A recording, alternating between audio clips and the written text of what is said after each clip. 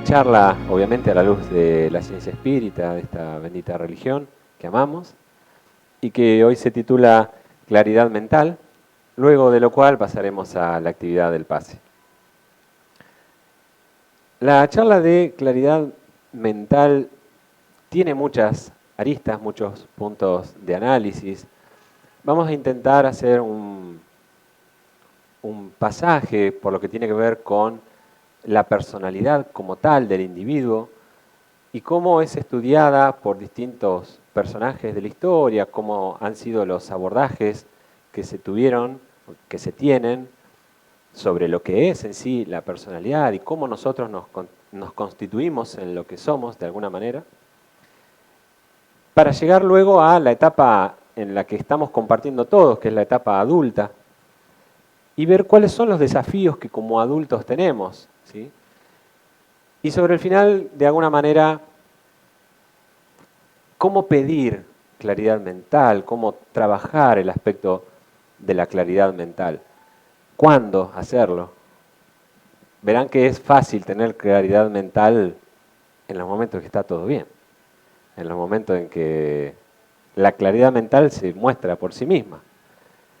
Pero la parte difícil, claro, es tener claridad mental en los momentos difíciles, por así decirlo, por simplificar. Bueno, vamos a intentar, ¿ok? Muy bien. Este personaje que hemos citado tantas veces y que tiene tanta representatividad o correlación con la ciencia espírita por lo que plantea,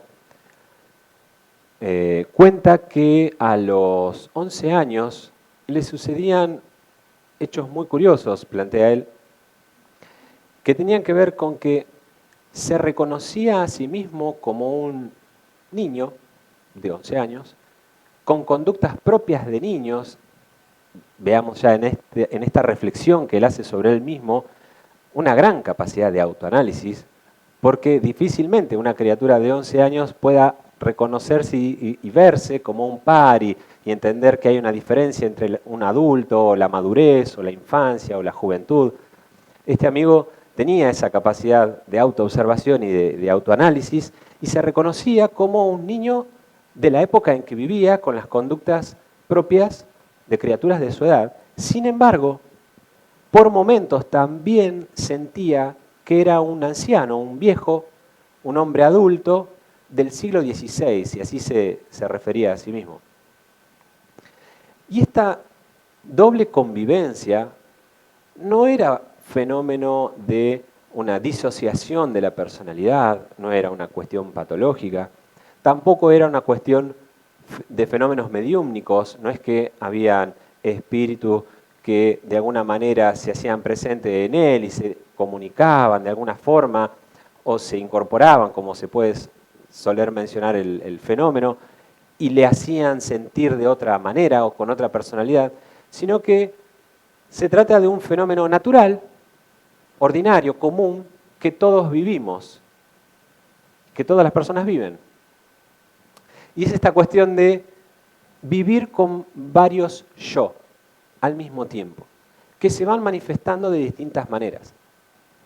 La dificultad o el desafío reside en conocer esos yo distintos que habitan en nosotros y que no son ni más ni menos que nosotros mismos, habiendo vivido distintas experiencias, y que el desafío está en llevar esos yo a la luz, es decir, a la conciencia, al plano de la comprensión consciente de que están ahí y que me hablan de distintas maneras. Yo es, no sé cómo se dirá, pero personalidades propias que tenían que ver con conductas quizás violentas que tuve en vidas pasadas, con conductas egoístas, que hoy se siguen manifestando, pero que no son mi verdadero yo, mi verdadera esencia, lo que Dios creó. Dios no creó un cristiano, en este caso, egoísta, sino que por distintos motivos, elecciones, cuestiones que tienen que ver con la responsabilidad personal de cada uno, en el caso del ejemplo, mía propia, hay un cristiano que ha aprendido a ser egoísta por distintos motivos, que no analizaremos ahora, pero por distintos motivos. y tiene que darle lugar a otro yo, a un yo más elevado, a un yo que priorice al otro antes que al sí propio. Pero ese Cristian de alguna manera está todavía y aparece y llama a la puerta de la conducta manifestándose de la forma X, ¿no? Pretendiendo pensar primero en mí más que en otro, o queriendo más cosas para mí más que para los otros. En fin, distintas formas en las que el egoísmo se puede expresar, ¿no? Y ustedes lo podrán llevar a cualquier conducta, del orgullo, de la violencia, del interés sexual, y un tema importante es que no es que todas estas conductas son malas, porque también están los yo que conquistaron virtudes, o que tienen aficiones o tendencias que son más que maravillosas, nobles, fantásticas, como el yo que tiene un deseo especial por la música y que quizás en esta vida no tuve la oportunidad de expresarlo, no fui a estudiar a ningún lado, pero hay algo en mí que cuando escucho un violín, me fascina de una manera especial. ¿Quién sabe? Quizás es el yo violinista de 2 vidas anteriores que se expresa y me hace recordar de alguna manera en las emociones lo que sentía cuando tocaba el violín. O cuando mi papá, que era violinista en Vaya a saber otras vidas, nos tocaba el violín cuando éramos chiquitos y eso me hacía sentir de una forma especial. Todos esos yo se conjugan en el presente y nos hacen ser quien somos en la apariencia, pero que en el fondo hay cosas mucho más complejas. Esto es lo que llamamos la personalidad. Y si le preguntáramos a cualquiera de los aquí presentes o que están afuera, ¿qué es la personalidad? Y generalmente se responde que es la forma de ser de cada uno. Y sí, de alguna manera es eso, ¿sí? Y hay cierta cantidad de personalidades parametrizadas o aspectos de la conducta que están parametrizados y que se estudian de manera separada y que en distintas combinaciones se pueden ver cómo se maneja la persona. Pero claro, dice, no es cuestión de agarrar y decir, bueno, esta persona es más del tipo esquizoide, esquizotípico, obsesivo o dependiente y las otras que hay, ¿no? Sino que es mucho más allá de eso. Porque hay cuestiones que no se ven y que tienen que ver con el ser y que tienen que ver con el inconsciente y con cuestiones que ahora vamos a ir avanzando. Algunos personajes de la historia que han traído el tema de la personalidad, si nos remontamos hacia el pasado, desde Platón, haciendo referencia a que la forma de ser que tenemos tiene que ver con recuerdos que traemos desde antes de nacer y que de alguna manera se borran al nacer, pero que al vivir distintas experiencias durante la vida normal, de alguna manera las recuperamos. Y por eso es que cuestiones que a algunos les resultan tan fáciles, tan naturales, ¿por qué será? ¿Cómo es posible? Bueno, porque lo tenían desde antes de nacer. Y lo que están haciendo ahora es recordando, no están aprendiendo de cero. ¿Ok? Aristóteles, por el contrario, decía que nosotros somos como una hoja en blanco. Arrancamos de cero por completo y las experiencias que vamos teniendo en la vida, en combinación con lo que nuestros sentidos perciben, es lo que hace que seamos de la forma que somos. Y nada más. Es como la propuesta materialista. Comienza en el nacimiento y a partir de ahí, la experiencia que va teniendo la persona, y también limitada o influenciada por la percepción sensorial, en uno si tiene mejor vista, verán mejores cosas, si tiene mejor oído, si tiene, no sé, todas las características biológicas que quieran, bueno, esas van a determinar cuál es la personalidad de este ser. Hipócrates y Galeno, ¿qué decían? Atribuían en la personalidad cuestiones más de orden biológicas.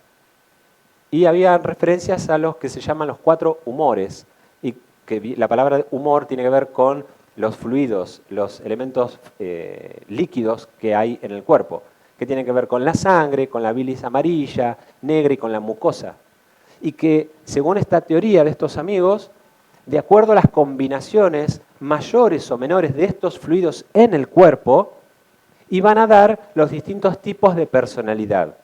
Y aún hoy hay un montón de estudios al respecto que están tomados en parte de eso, ¿sí? Y que tienen que ver con una conducta, una personalidad más sanguínea, se le llama, más colérica, más melancólica o más... no recuerdo la última. En fin, el punto es que esta combinación lo que haría es dar los distintos tipos de personalidad. Claro, uno dice, qué locura, ¿cómo va a pensar que de acuerdo a la sangre o a la cantidad de bilis eso va a hacer que una persona sea más alegre? Bueno, eran los principios de los estudios de la biología y de cómo, hoy que sabemos, el aspecto genético, las hormonas, los neurotransmisores, el sistema nervioso en general, cómo eso sí tenía que ver, esas combinaciones, esas conjugaciones de estos elementos que están en nuestro cuerpo, sí que definitivamente impactan sobre la personalidad de alguien, sin duda. ¿Y Rousseau qué decía? Rousseau planteaba que, frases célebres, el hombre es bueno por naturaleza, o que el hombre es libre desde el nacimiento, sin embargo está condenado a el encadenamiento en cualquier lado que se encuentre. ¿Por qué decía esto? Porque la sociedad es la que le da la personalidad. Donde pongas a una persona, su personalidad va a estar influenciada o en su creencia determinada. Claro, bueno, nosotros entendemos que sí hay una influencia, mas no determina. Y bueno, vamos viendo cómo cada pensador aporta, ¿no? Aporta distintas cuestiones. Freud nos abre más el panorama respecto de estudios sobre el inconsciente, sobre el ego y sobre un montón de otras cuestiones que tienen que ver con distintos elementos de la estructura psíquica que cada uno posee y que nos ayudan a entender, a tener mayor claridad mental respecto de lo que somos. Todo esto tiene que ver con eso, con el estudio de nosotros mismos, de cómo estamos estructurados. Y este amigo, Erik Erikson se llama. Se mataron con el nombre. Los padres le han puesto Erik Erikson, se llamaba el apellido. Y este amigo, ¿qué es lo que dice? Bueno, que en definitiva es la comunión entre el aspecto biológico, el aspecto social, sí, pero también el aspecto individual. Son las tres patas que forman de alguna manera la persona que somos. Claro, ninguno de estos da el toque final de cuestiones que no tienen explicación si se entiende solamente el aspecto de la vida actual, ni de la sociedad, ni de la biología. Tampoco explican, bueno, ¿por qué finalmente nacemos como nacemos con la biología que nacemos? ¿Por qué? ¿Es producto del azar, como dice la genética? El entrecruzamiento genético se da por azar y bueno, nacimos con estas características porque sí. ¿Nacimos hombres o mujeres? Porque sí. ¿O hay algo más? Hay un sentido de por qué nacemos con la forma, con la biología que nacemos y en la sociedad en que nacemos y con los padres que nacemos para ir formándonos de la forma que es mejor para nosotros como espíritu. Claro que sí. Y Kardec, y el espiritismo nos lo explica e incorpora la segunda palabra del alfabeto divino que es la reencarnación. Y es lo que nos ayuda a entender, a tener más claridad mental, a poder comprender, por eso es que mi suegra es como es. Por eso es. Es porque viene siendo capaz que mi suegra hace varias encarnaciones. Por eso es que yo soy como soy. Que convendría no más cambiar el foco. Por eso es que yo soy como soy. Porque a mí, no sé, capaz que mi papá, mi mamá no me enseñaron a ser así, pero hay algo en mí que me impulsa a ser de esta manera que soy, para bien o para mal. Si es para bien, pues bienvenido sea. Lo estimulamos más y para adelante. Pero hay cosas que advierto, ojalá que así sea, que necesito corregir. Que las necesito corregir. Y tener esa claridad mental, gracias a lo que la doctrina espírita nos propone, es un regalo del cielo. Es un regalo del cielo. Hace 2 vidas atrás casi que no había chance, casi. Porque hace 2 vidas atrás capaz que ni el espiritismo existía acá en el planeta Tierra como lo conocemos.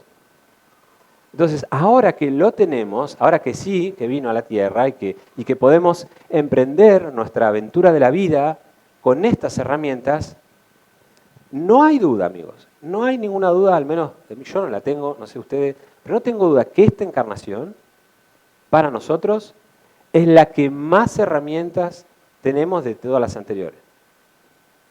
Porque ahora tenemos la doctrina espírita. Tenemos todo. Nos explica de por qué somos así. Nos explica cómo ser felices de la mejor manera posible. Digamos que en las vidas anteriores seguramente lo hemos ido aprendiendo como podíamos, con las herramientas que habían en ese momento.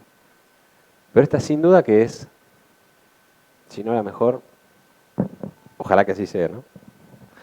Ok.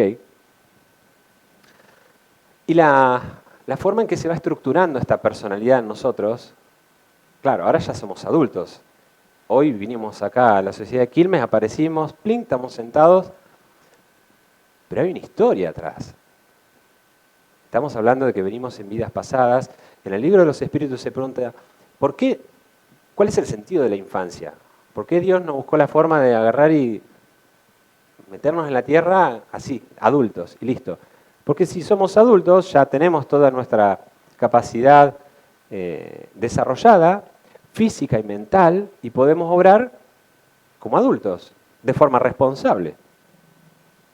La idea es que la etapa de la infancia sirve para aprender, para reformarnos, para reescribir la historia. Es como si fuera, bien, como todos tienen su razón de ser. Aristóteles decía, arranca en blanco, la hoja en blanco. Bueno, no es que arranca completamente en blanco, pero arranca bastante en blanco. Y gracias a Dios que así es. Gracias a Dios. Hace unos años leía un libro que decía, imaginémonos que cometemos ahora, hoy acá, en este grupo, un acto vergonzoso. Que la verdad que nos da vergüenza, el que fuera. Un acto vergonzoso. O un acto indigno, por error. Imaginemos que lo hicimos por error, fue sin querer. Y la mirada de los otros nos pesa de alguna manera. Porque si nos mandamos una macana en soledad, bueno, nos ve el guía, y el guía es comprensivo. Pero si nos mandamos una macana en público, se dice que se tiene más pánico, más miedo a hablar en público que a la muerte. El pánico escénico. Es más grande a veces el pánico así. ¿Por qué? Y por la vergüenza, por X motivos. Bueno, nos mandamos esa macana o cometemos ese acto vergonzoso y al otro día tengo que volver, ¿no? Como cuando éramos chicos, que pasó algo en la escuela y al otro día no quiero mamá, me duele la panza, no quiero ir. Tengo vergüenza de volver a ver a aquellos a quienes le hice mal o con los que me mandé una macana. Ojalá pudiéramos hacer como que no pasó nada, pero pasó. Bueno, volver a nacer es de alguna manera, y entre comillas, hacer de cuenta de que no pasó nada, que pasó, pero arrancamos casi que de cero. Y gracias a eso podemos volver a encontrarnos con aquellos a quienes le hicimos mal y que están en nuestra propia familia y que gracias a eso podemos seguir progresando, en definitiva. Si no existiera el olvido del pasado, casi que no tendría sentido volver a nacer, porque sería un continuo, sería un seguir andando. Y es gracias a que no nos acordamos a que tiene sentido volver a nacer. Es la justicia divina obrando con amor, como siempre. ¿No? Qué maravilloso. Y en la infancia, ¿qué es lo que sucede? Papá y mamá en las primeras etapas es como si no hubiera un yo. En el primer año y moneda, no hay un niño para el niño, no hay un autoanálisis, no hay una identificación del propio ser. Es como si fuera uno con los padres. Y motivo por el cual la mayoría de las veces, salvo excepciones, cuando a un niño le pasa algo en las primeras etapas, en los primeros años, cuando digo le pasa algo, X problemática que tenga el niño, que generalmente tiene que ver con conducta, pero que también se manifiestan biológicamente con enfermedades, con desarreglos nerviosos, hasta con gripes, con cuestiones recurrentes, las que quieran, salvo excepciones, pero la mayoría de los casos tienen que ver con los padres. Porque el vínculo es tan unido, que es como si fueran uno. Y vieron que, claro, si uno se enoja mucho, en el cuerpo le repercute. Y es tan maravilloso este principio de que cuando uno también se enoja, no solamente repercute sobre el propio cuerpo, sino automáticamente sobre el cuerpo de la otra criatura, que es Dios diciéndonos, mirá, si vos no te querés reformar y te querés hacer mal a vos mismo, bueno, pero mira que si no te reformás vos, estás haciéndole mal a tus propios hijos. Porque mirá lo que les está pasando. No es que ellos tienen un problema, sos vos, son ustedes, mamá, papá, los que están con el problema. Y el nene, la única forma de mostrártelo es de esta manera, con rebeldía, con problemas orgánicos que se están manifestando y que no tienen un... Bueno, se resfría todo lo... por decir una pavada, se resfría constantemente, infección urinaria constantemente, o le pasa capricho constantemente. No es que es hiperactivo, capaz, o que tiene un desorden neurológico. El nene capaz está perfecto. El problema es papá, mamá. Es fantástico, es fantástico. Es que a veces lo que nosotros no hacemos por nosotros mismos, cuando es por otros, sí. Y es curioso lo que sucede, ¿no? Es curioso porque, de verdad, capaz que por uno mismo, si viviéramos solos, y esta también es otra de las maravillas que Dios nos propone, de vivir en comunidad, de estar juntos, es para generar vínculos, para construir afectos y para crecer juntos. Que lo que no haría por mí mismo, por otro lo hago. Capaz que si fuera yo solo, y capaz que ni gana de salir a buscar un trabajo. Ah, pero si tengo que darle un plato de comida a alguien, a mi hijo, a mi hija, a mi esposa, a mi marido, y tengo que mover cielo y tierra. Ayer, un amigo, Miguel, es un señor mayor, mirá, me estoy acordando, es un ejemplo. Es más bueno ese hombre. Es de Los Hornos y seguramente lo han visto en alguna de las fotos. Es bueno, simplemente es bueno. Tendrá sus cosas, como todo. Pero en su forma de expresarse es bueno. Y es pobre y es bueno. Y ayer, como nos gusta hacer, acercarnos y conocer sobre la vida de nuestros amigos, nos contaba que tiene un hijo que tiene algún problema X que le pasó que ni siquiera sabe qué. Imagínense en las limitaciones que vive, ni siquiera sabe lo que tiene, pero lo ha ido a llevar a un médico y, en fin, un problema tal que no le permite obrar con la libertad que quisiera. Y la esposa con un ACV hace 2 años y que tampoco puede moverse por sí mismo. Y otro hijo que nada, que está en otro lugar haciendo otras cuestiones. Y este amigo nos decía, yo no puedo bajar los brazos. Y les digo, un señor mayor, muy mayor. No es que era, no tenía, no es un muchacho de 30 años, un señor mayor. Si me ven caer, se van a caer. Y sí, le decían, y sí, y sí. Entonces yo tengo que salir a hacer algo, lo que sea, no sé, a juntar algo, a hacer una changuita o lo que fuera. ¿Cuánta enseñanza en este amigo? Bueno, reforzando esta idea de que a veces lo que no hacemos por uno mismo, por otro, movemos cielo y tierra. En la adolescencia, torbellino, gran torbellino. Vamos a tratar de resumir este. Listo, torbellino. Ya entendieron todo. ¿Con eso es suficiente o no? Hay un montón de cuestiones que pasan en la adolescencia. ¿Por qué? Revolución biológica. Yo lo defino, es como si volvieran a nacer. El espíritu vuelve a nacer. Porque mira para atrás y ya no es más un niño. Y esa situación de verse y que hace nada, llega un momento, es como, todo viene escalonado. ¿Vieron la escalera mecánica que va subiendo despacito, despacito, despacito? Pero hay un día en el cual mira para atrás y ya no es un niño. Y claro, no puede decir, che, pensar que antes me gustaban los huevos Kinder o me gustaban los chocolatines y ahora, no sé, quiero mirar Netflix a la casa de mis amigos. Tipo, no hace ese análisis. Es todo impulsividad. ¿Por qué? Y porque hoy una descarga de un montón de cuestiones, desde lo hormonal, desde los estímulos externos, desde el desarrollo cerebral, donde ahora encuentra otras aficiones y donde, y acá está una de las grandes claves que no se tiene en cuenta, el espíritu en esta etapa consolida su encarnación. ¿Y qué es lo que le pasa? Empieza a ser el espíritu que era antes de morir en la última encarnación. Empieza a manifestarse con todas esas tendencias, las buenas y las que tiene que mejorar y que salen a la luz de una forma mucho más fuerte. Porque ahora no tiene el freno del cuerpo, que sí era necesario tener durante la infancia. Y que gracias a ese freno del cuerpo, mamá y papá podían más o menos hacer lo que estaba al alcance para moldear y moldear y moldear. Es como que ahora es más libre, con todo lo que eso implica. Lo bueno y lo que tenga para mejorar. Con todo lo que eso implique.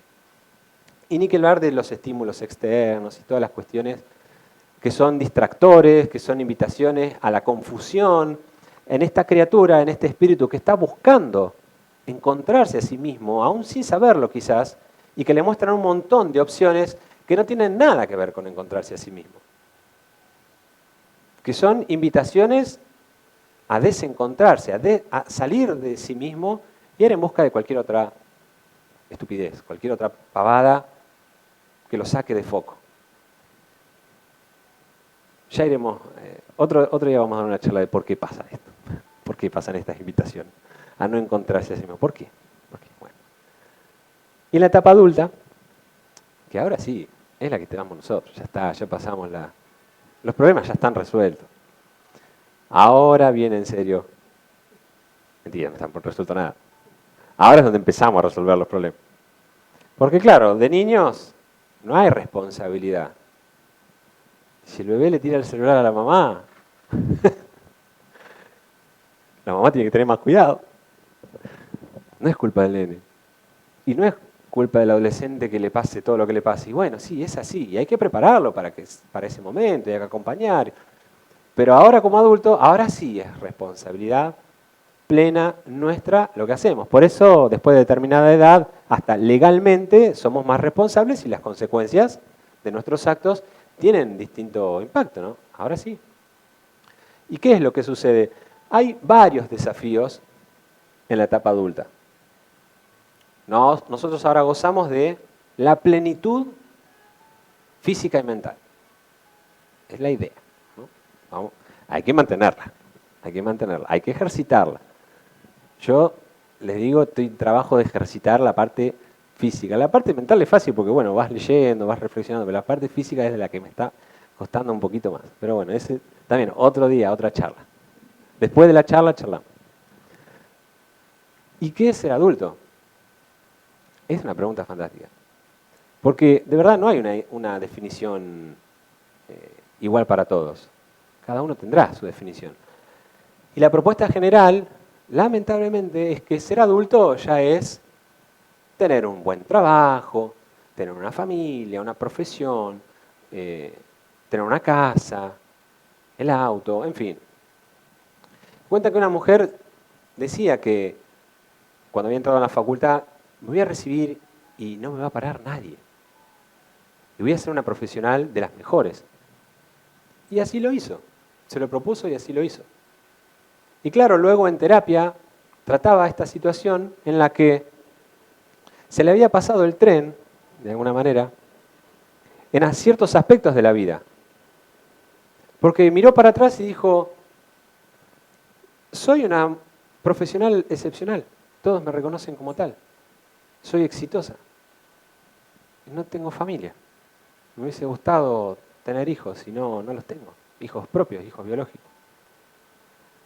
Y se le pasó, y se le pasó, y se le pasó. Y no es que no podía, sino que estaba distraída. Era un adulto distraído en las cuestiones materiales. Por eso, ¿qué es ser adulto? ¿Qué es ser adulto? Yo soy adulto. Bueno, ¿qué implica eso? ¿Cuál es una actitud madura de mi parte? Ya ahora todos adultos, ¿no? Y no importa en la edad de la etapa adulta en la que estamos. Cada una tiene sus características, ¿no? Como también menciona la inmadurez en la etapa adulta, donde ya siendo grandes, queriendo hacer cosas de chicos o de adolescentes, y a veces el cuerpo no da. Este amigo Miguel, miren lo que nos decía, y yo quiero hacer, y bueno, también estoy grande, y no me da el cuerpo. Un aspecto en la necesidad, en el dolor, lo decía. Es que bueno, hay cosas que no puede, quisiera hacer, y no puede, y no puede. Y estos son desafíos de la etapa adulta, entrar en armonía con el pasado. ¿Cuántas veces el adulto, en actitud inmadura, mira para atrás y hace responsable a mamá, papá, X, el ex marido, la ex mujer, de lo que le pasó y de lo que le toca vivir hoy? Claro que todas las personas con las que vivimos nos han influenciado de forma X para ser como somos hoy. Pero ¿y nuestra responsabilidad? O somos víctimas o somos responsables. Es un gran desafío mirar para atrás y tener la conciencia tranquila. En el libro de los Espíritus, cuando se pregunta sobre qué es la felicidad, porque hay tantas concepciones sobre la felicidad, hay una acabada de la felicidad. Uno de los puntos que tratan los Espíritus es exactamente eso. Mirar para atrás y tener la conciencia tranquila.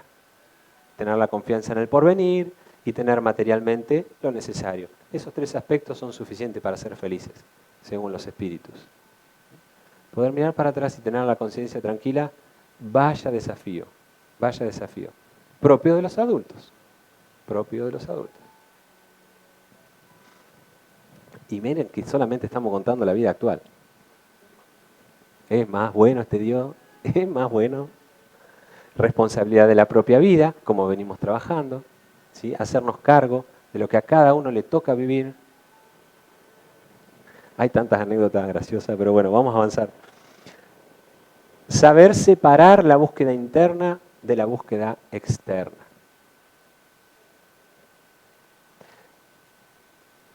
Yo tengo recuerdo de un familiar muy cercano que vivía trabajando. Literalmente casi que vivía trabajando.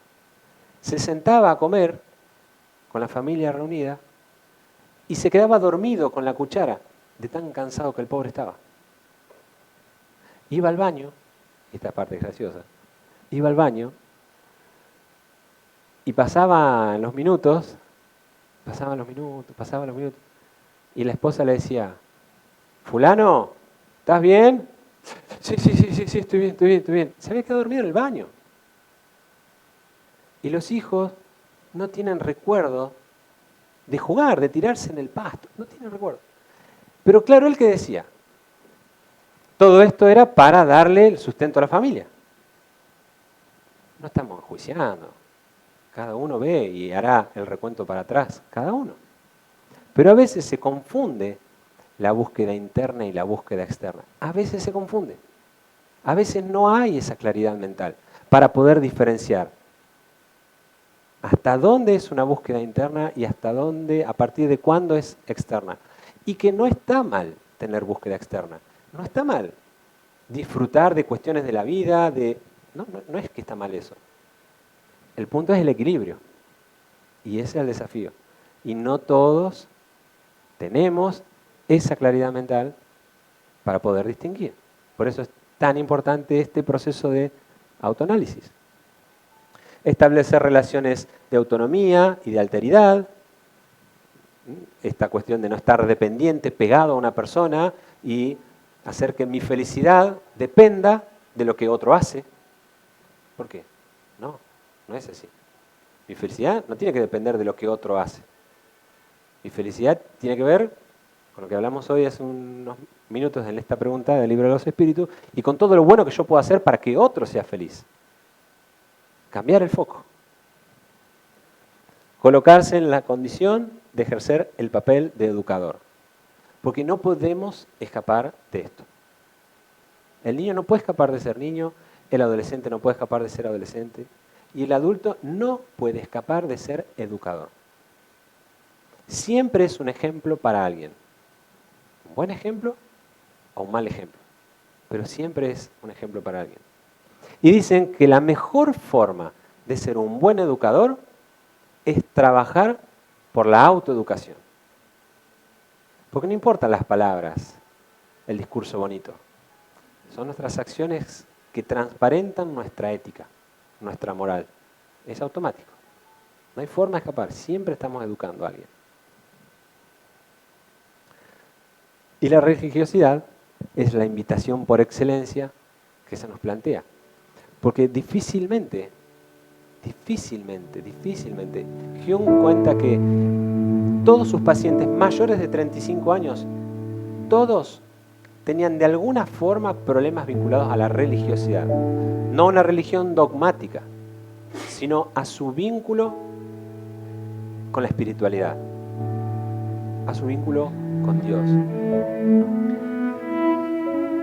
Al inicio de la charla dijimos, vamos a dar ideas de cómo tener más claridad mental. Vamos a dar una hoy. Como para arrancar vamos a andar bien. Orar.